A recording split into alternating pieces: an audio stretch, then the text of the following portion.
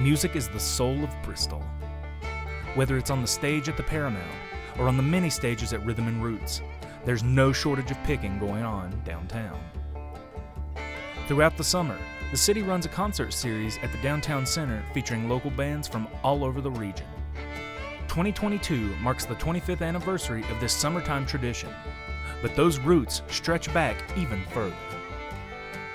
In the 70s, we used to play at Hickory Tree Store all through the 70s. It was huge. There would be at least 500 people there every night. And then they shut down. And in the 80s, we went to Steels Creek Park. When they painted the sign, we used to drive by here on our way to Steels Creek Park. And Ken Morrell used to say, right there's where we need to be playing. So that's what brought us here. Tim White put that mural on that wall down there in the mid-80s. And every time I look at that mural, every picture on that mural tells a story about country music. Man, I got inspired. So there was a little bunch of grass downtown, wide open space down there, and there was a little bunch of grass there right under that mural. So I said, let's go down there and start picking one Tuesday night. So me and my family, I put everybody in my family as musicians. We went down and started picking, and we woke up all the street people, It was wasn't welcomed, and so we had because I guess they thought we might disturb somebody or something. But anyway, that now is a funny story, considering what things have grown to. And plus there were music organizations that we, all local people here who played the kind of music we play, participated in. That's how that got started, and it just got a little bit bigger and a little bit bigger and a little bit bigger. And then back then the city's government was a little bit different. The secretary, the mayor and the secretary run the town. So the secretary called me one day and wanted me to come down and talk to her, June Sparger. And I went down and she said, Kenny, the city is tickled to death with the way you bring all these people downtown on Tuesday night. And said they like it so much that they want to be a part of it. I said, well, June, that tickles me to death. I said, you just, whatever part you want to play. She said, well, what we're going to do, we're going to start paying the host band every Tuesday night. And said, if one of you all will take care of who comes on that Tuesday night, we'll pay them to play. The rest of it, I guess, is history. So in 1996, city staff was given the task to organize the concert series, and it was named Full Moon Jam.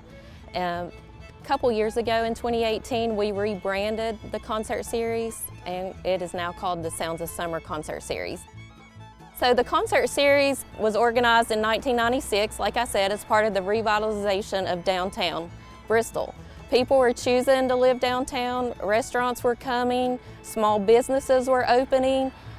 Downtown was clean and a safe environment. We welcomed people to come downtown. They had easy access to downtown. We saw a big increase in visitors. And look at downtown Bristol now. I mean, the birthplace of country music is thriving. Man, there were so many people that came through to jam. Tim Stafford used to come down there and pick. Adam Steffi, Wayne Taylor, Darrell Webb. I was just introduced to a lot of different people getting to jam.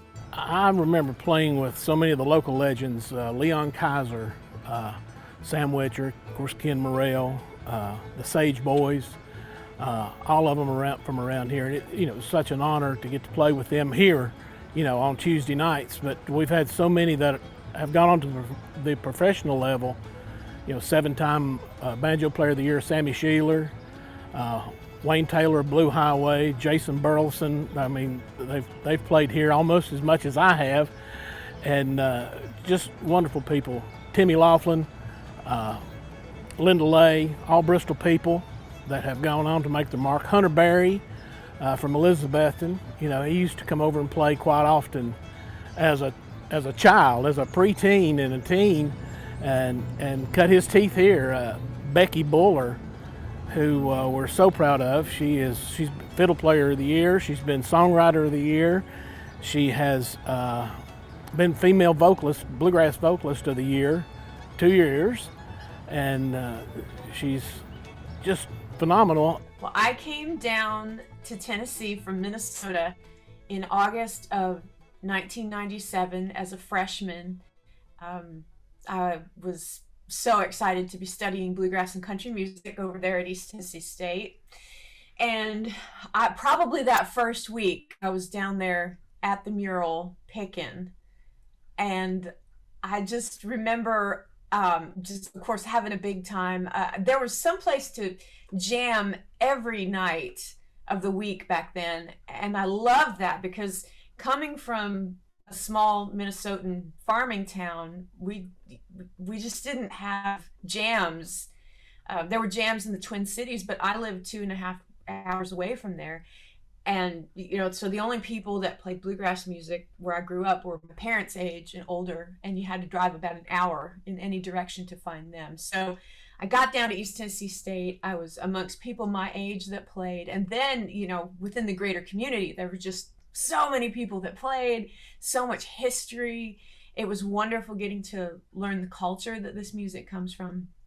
And I had a big time on Tuesday nights at the mural in Bristol. And I do remember that Gene Boyd would come around, and, you know, we'd all be picking in the parking lot, and he would come around, and it was just expected that at some point your jam circle would get up on stage. And I hated that because I just, you know, there's just something that's lost to me when you're jamming. It's just got a different spirit than when you get on stage. When you're on stage, you're in front of the crowd. You just got to be spot on. And I don't know, it just intimidated me. But it was funny to me how he'd come up, he'd just stand there real silent, and he'd look at you, and he'd have that trucker hat on, kind of cockeyed like that. He's like, and he didn't have to say anything. You just knew it was your turn to come up and get in line. Who do I remember? Leon Kaiser. I met him at a racetrack in Darlington, South Carolina. We always went to the races, and I always took a guitar or something with me, you know.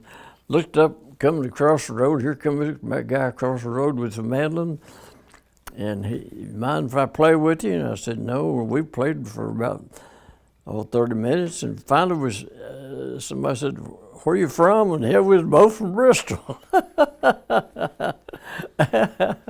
Leon formed a band called the Hostin Mountain Boys with local guys. He had Lawrence Boyd, which they called him Mayor of Hickory Tree.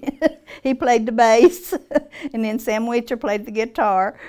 Charlie Powers played the guitar, and Gene Boyd played the fiddle. Jack Lewis played the banjo, and they cut their first album in '76, and that's the only one that they ever made. I still have copies of it if anybody would like one.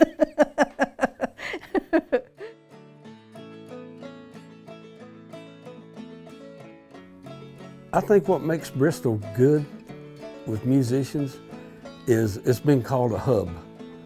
And within a 100-mile radius of Bristol is some of the best musicians that's in the country, even now.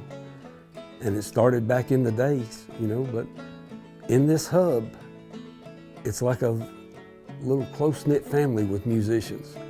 Everybody likes to get together and jam, and bands have been formed. I play in a band called Duty Free, and we've been together for years. I got the privilege to play in the Hostin Mountain Boys after Leon passed away. I got to play mandolin with them. And that's what's great about this area, is there's so many good musicians. Why, I don't know, other than they do take time to teach each other and show each other and fellowship.